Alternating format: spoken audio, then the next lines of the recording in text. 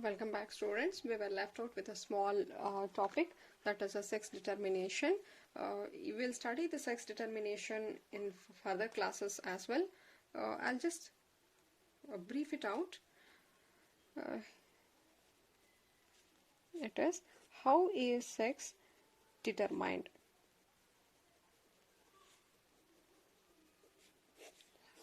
How is whether the fetus is a boy or a girl, how is this sex determined? So here we know that a female chromosome pattern is what? She will have 44 autosomes and she will have 2 sex chromosomes. That 2 sex chromosomes are X and X. This is in case of a female. Coming to a male, the chromosome pattern of a male is, the male will also have 44 autosome plus he will also have 2 halosomes or sex chromosome, but here it is X and Y. These are in case of parents. But when gametes are formed, here the out of 44, 22 autosome will go towards one gamete, 22 will go to the another gamete. These are the 2 autosome, and out of these 2 sex chromosome, one will go to this and one will go to this. So these are the gametes formed from this female. And here the gametes is same, 22 autosome to one gamete, 22 autosome to another gamete. And here one X might come here and Y comes here. So gamete meaning here in this case it is, we are talking of egg, and these are the sperm. And how are offspring formed? It is by fusion of the egg with the sperm. If this egg get fused with this sperm, it becomes what? 22 plus 22, it is again 44 autosome plus this is X and this is X, therefore it is XX. This is one possibility. The second possibility is, this egg can fuse with this sperm. This egg can fuse with this sperm. That time it is 44A plus X and Y. So this is our second possibility. And the third possibility is, this egg can fuse with this sperm. It results in 44A plus XX. This is our third possibility. And finally, this egg can fuse with this sperm. This is our fourth possibility, that is 44X and Y. So these are the possible outcomes. Now, if it is XX, the sex of a child or a fetus will be, it is a girl. And here it is boy. This is again girl and this is again boy. Clear? So parents, when gametes formed, here if you see in case of a female, the gametes, here both the egg are same. Whether this or this, they are the same. 100% egg are same. But it is in case of a male, 50% of the sperm are carrying X. Another 50% of the sperm will carry the chromosome Y. Therefore, it is whether this sperm or this sperm, which sperm will fuse. See, generally I can say female will produce only one type of gamete, that is 22A plus X only. Now whether it is X or Y is decided by the type of sperm it will get fused.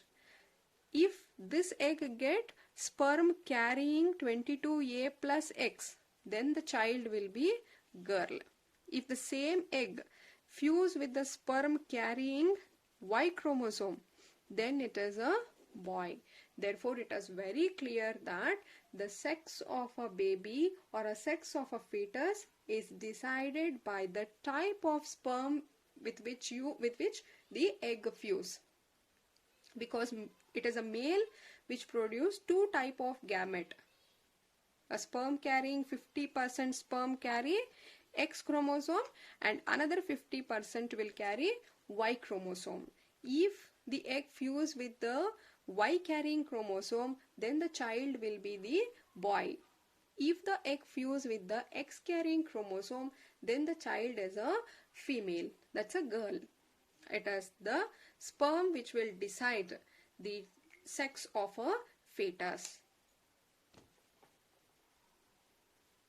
But in society, what happens is usually a girl is blamed, a woman will be blamed for carrying a girl child. In reality, it is the male sperm which will decide the sex of the fetus. Here we cannot blame anybody because even this male doesn't know which sperm is going to get fused.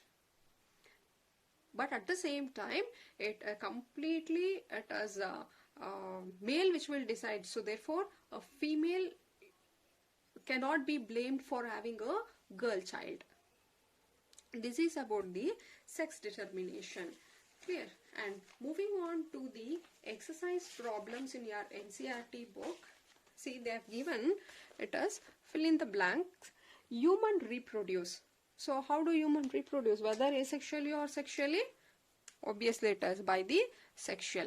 Humans are oviparous, viviparous. We told they are viviparous. Giving birth to younger ones are viviparous.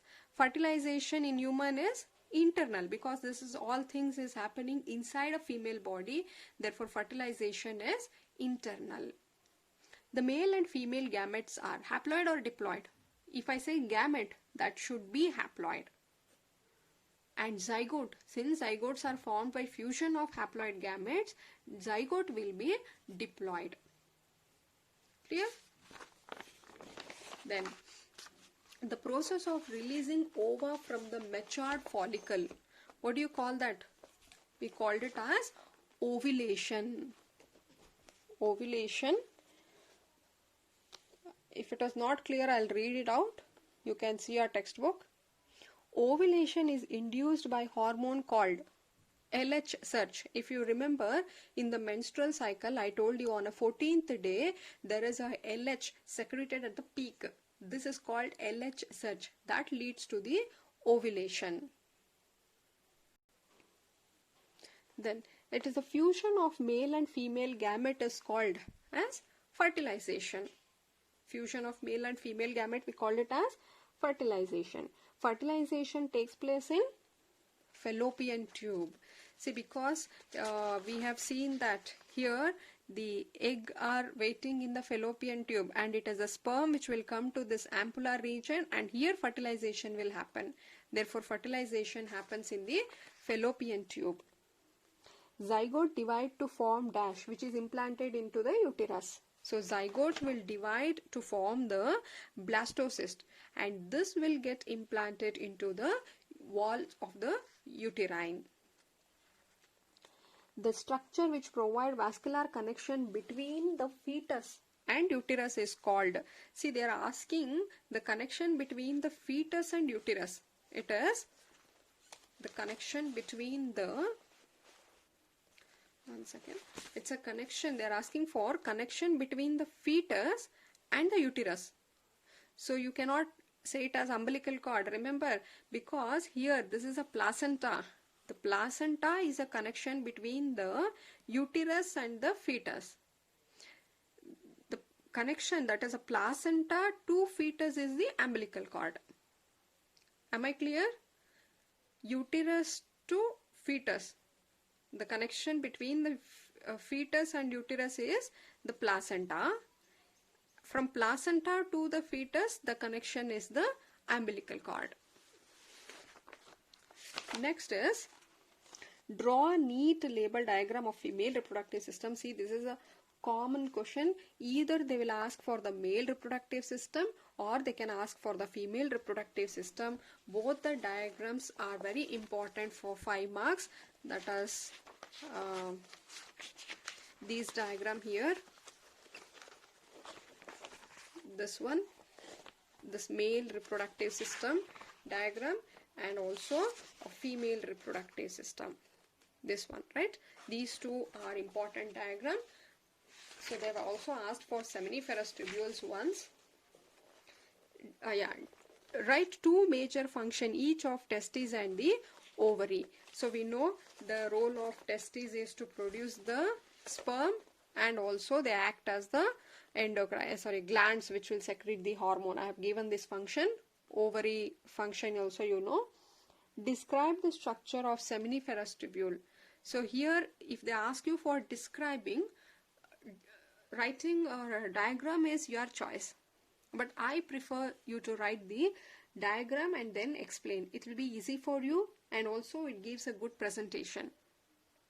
When writing of seminiferous tubule, write about two important cells, that is a male germ cell and the Sertolic cells. Both are important. Then what is spermatogenesis, and describe the process of spermatogenesis. When talking of spermatogenesis, give the schematic representation of spermatogenesis and explain what happens in this spermatogenesis, all division, everything.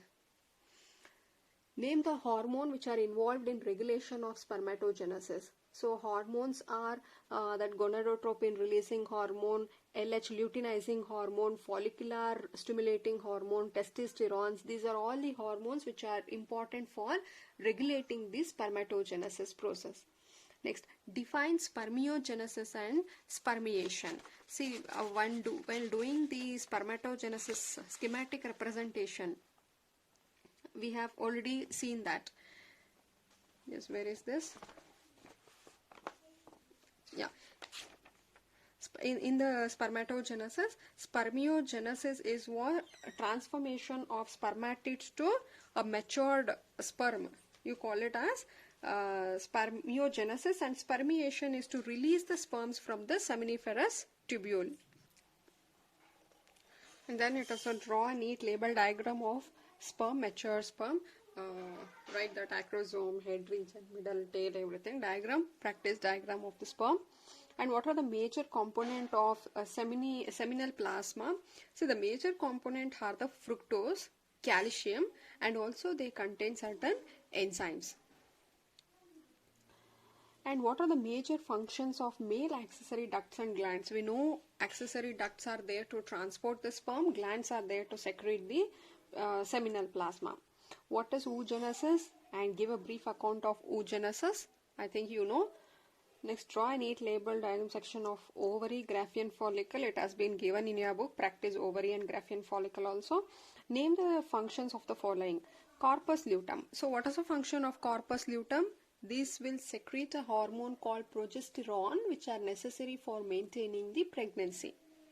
Clear? And endometrium lining, you know that this is a one which is necessary for menstrual cycle. This is a one which will break down during menstrual cycle. And then acrosomes. Acrosomes are needed for weakening the membrane and penetrating the sperm into the ovum. That is in the fertilization. Clear? And again, sperm tail, it is for the movement of the sperm, and fibriae to collect the ovum. Identify true and false statement. Androgens are produced from Sertolic cell. It's a false statement because these are secreted from the leading cells. Spermatozoa gets nutrition from Sertolic cells. Yes, true. Leading cells are found in the ovary.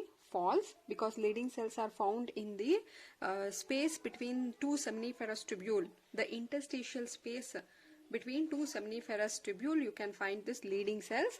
These are there to synthesize the androgen, that they produce the androgen. It is true. Oogenesis takes place in corpus luteum. Oogenesis doesn't take place in corpus luteum. Oogenesis happen where it happens. Oogenesis, it should happen in the ovary. Menstrual cycle ceases during pregnancy. Menstrual cycle ceases. Yes, it is true. Presence or absence of hymen is not a reliable indicator of virginity or sexual experience. Yes, true. I told you this hymen can be broken when there is a heavy physical work, or in case of sports athletic persons it can break by itself. So what is menstrual cycle? Which hormone regulate the menstrual cycle? Parturition, which is a hormone. Yes. In our society, the women are often blamed for giving birth to daughter. Can you explain why this is not correct statement? See, we have discussed sex determination. I told you here female will contribute only the egg containing X chromosome. It is a male who is giving X containing sperm or Y containing sperm. Therefore, this statement is you can justify this statement. How many eggs are released by human ovary in a month? So even though we have 2 ovary, it is only one ovary which is it is only one egg produced either from this or that, but there is only one egg produced in a month. In very rare cases, the 2 eggs are being produced. That time it get fertilized, they results in non-identical twins.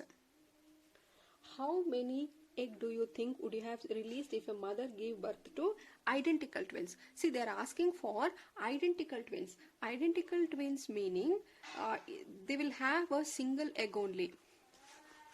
Single egg fuses with a single sperm, result in the zygote, right?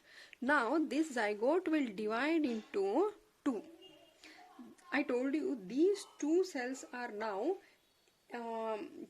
can develop into when the fate is not yet decided, each can develop into a new fetus. So here these 2 are called as identical twins.